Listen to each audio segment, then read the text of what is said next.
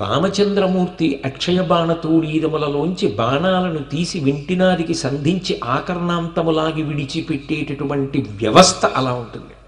అసలు ఆ చెయ్యి కనపడదు, అంత వేగంగా సంధించి వదిలిపెడతాడు.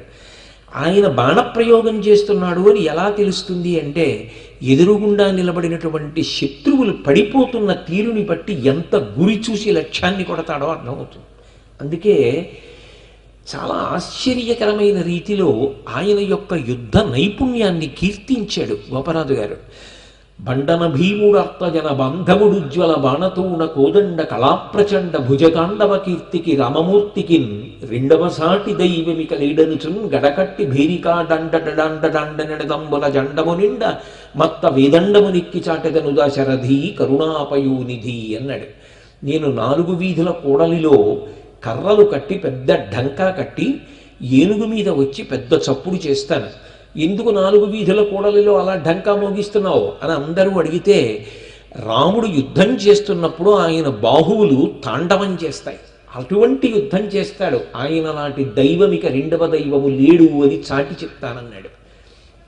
అంత గొప్ప యుద్ధ నైపుణ్యం ఉన్న వ్యక్తి స్వీయ క్రమశిక్షణ లోపించిన వాడు అనుకోండి, ఆయన ఎప్పుడు కోపం వస్తుందో తెలియదు, దేనికి కోపం వస్తుందో తెలియదు. చిన్న మాట తన మాట వినని వారు ఎవరైనా కనపడితే ఇంత అస్త్రశక్తిని ప్రయోగించేటటువంటి బలహీనతకి లోనైపోయేవాడు అనుకోండి, ఆయనకి ఆ శక్తి ఇవ్వడం గురువుగారు చేసిన పెద్ద దోషం అవుతుంది. అందుకే రాముడికి అంత శక్తిని కట్టపెట్టినటువంటి వశిష్ఠుడు అన్నిటికన్నా ఎక్కువ నేర్పింది ఏమిటి అంటే, నేను ఒక్క బాణాన్ని ప్రయోగిస్తే అది లోకము యొక్క హితమా, లోకమునకు ప్రమాదమా, నేను ఈ బాణం వెయ్యొచ్చా వెయ్యకూడదా, ఏ పరిస్థితులలోనైనా సరే బాణాన్ని ప్రయోగించే ముందు లోకము యొక్క హితాన్ని పరిశీలించడం రామచంద్రమూర్తి యొక్క లక్షణం. ఇది సాధన యందు సమాజమనందున్నటువంటి అందరూ కూడా అభ్యాసం చేస్తే ఇంత మంచి గుణములు ఏర్పడ్డాయి. అంటే చదువు పక్కన అంత మంచి సంస్కారాన్ని కూడా గురువుగారు విద్యా బోధనలోనే అందించాడు. అందించి రాముణ్ణి అంత గొప్ప రూపంగా తీర్చిదిద్దాడు. 6 అడుగుల ఎత్తు రామచంద్రమూర్తి దేవాలయంలో కనపడ్డాడు అనుకోండి, మనకి నాకు విగ్రహము ఉండడం ఇష్టం లేక రామచంద్రమూర్తి కనపడ్డాడు అన్న మాట వాడుతున్నాను. మనం ఒక్కసారి స్థాణువులమై ఆయన అంగప్రత్యంగ సౌందర్యమును కన్నులతో జుర్రుకుంటూ నిలబడిపోతాం. కానీ అది చెక్కినటువంటి శిల్పి ఎంత కష్టపడి చెక్కుతాడో, ఎక్కడైనా చిన్న పిసరు ఒక ముక్క విరిగిపోయి భ్రంశమైందనుకోండి, అంత విగ్రహాన్ని చెక్కిన తరువాత దాని సౌందర్యం నశించిపోతుంది. ఒక విగ్రహాన్ని చెక్కినప్పుడు శిల్పి ఎంత జాగ్రత్తగా చెక్కుతాడో, రామచంద్రమూర్తి యొక్క శీల వైభవాన్ని వశిష్ఠ విశ్వామిత్రులు శ్రీరామాయణంలో అలా చెక్కారు.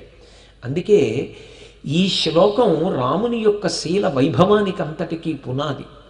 ఈ శ్లోకాన్ని దృష్టిలో పెట్టుకుని మీరు రామాయణాన్ని పరిశీలన చేస్తే, రామాయణాన్ని చదివితే ఒక వ్యక్తి అధికారమును పొందనివ్వండి, ఐశ్వర్యమును పొందనివ్వండి, మంత్రశక్తిని పొందనివ్వండి, విద్వాంసుడు కానివ్వండి, పండితుడు కానివ్వండి, గాయకుడు కానివ్వండి, గొప్ప నటుడు కానివ్వండి, లేదా శారీరకమైనటువంటి బలమున్నవాడు కానివ్వండి, అది లోకహితము కొరకు మాత్రమే ఎలా చూపాలో ప్రతి చిన్న విషయంలో కూడా పరమాద్భుతమైనటువంటి సాధనా సంబంధమైనటువంటి విషయములను ఆవిష్కరిస్తాయి. రాముడు వినడం కూడా అలా వింటాడు. మీరు ఎప్పుడైనా రామాయణంలో బాలకాండ చదవండి, అదొక దృశ్య కావ్యంలా కనపడుతుంది. అసలు ఆ విశ్వామిత్రుడి యొక్క శిష్య వాత్సల్యం, రాముణ్ణి కూర్చోబెట్టుకుని ఏదో విషయం చెప్పడం మొదలు పెడతాడు. ఆ చెప్పడం మొదలుపెట్టినప్పుడు మొదట వివరంగా చెప్పడం, ఏదో సంగ్రహంగా కొద్దిగా సూక్ష్మంగా ఆ విషయాన్ని ఆవిష్కరిస్తాడు. రామ, మీ వంశంలో వాడేనోయ్, పూర్వం సగర చక్రవర్తి గొప్ప యజ్ఞం చేశాడు. ఆయన యొక్క కుమారులు 60,000 మంది బూది కుప్పలైపోయారోయ్. ఆ వంశంలో తర్వాత వచ్చినటువంటి భగీరథుడు ఆకాశగంగని భూమి మీదకి తీసుకొచ్చి తన ప్రపితామహులందరినీ కూడా ఉద్ధరింపచేశాడు అంటాడంతే. అంతకన్నా చెప్పడం, అంతే చెప్తాడు కథ. ఎందుకు చెప్తాడు అంటే, తను చెప్పడం ప్రధానం కాదు, శిష్యుడు అందుకుంటున్నాడా, శిష్యుడికి అధ్యవసాయం ఉన్నదా, ఆ గురుభక్తి ఉన్నదా? గురువుగారి నోటి వెంట వస్తున్న మాటలంటే ఆవు పొదుగులోని శిరముల వెంట వస్తున్నటువంటి పాలతో సమానం. ఒకసారి శిరములను పట్టుకుని పిండడం మొదలుపెట్టిన తరువాత వస్తున్నటువంటి ఆవు పాలు మోకాళ్ల మధ్యలో పెట్టుకున్నటువంటి గిన్నెలోకి జాగ్రత్తగా గురి చూసి పిండకపోతే ఆ పాలు నేలపాలైపోతాయి. ఇక మళ్ళీ ఆ పాలు రమ్మంటే రావు. గురువుగారు ఒకసారి మాట్లాడడం మొదలుపెట్టిన తరువాత చెవులు దొప్పలు చేసుకుని వింటాడు రాముడు. ఆ వినడం కూడా ఏదో విశ్వామిత్రుడు సూక్ష్మంగా చెప్పిన విషయంతో తృప్తి పొందడం. పరిప్రశ్నేన సేవయ, ఎంత ప్రేమతోటో ఎంత ఆర్తితోటో ప్రశ్న వేస్తాడు. హే భగవన్,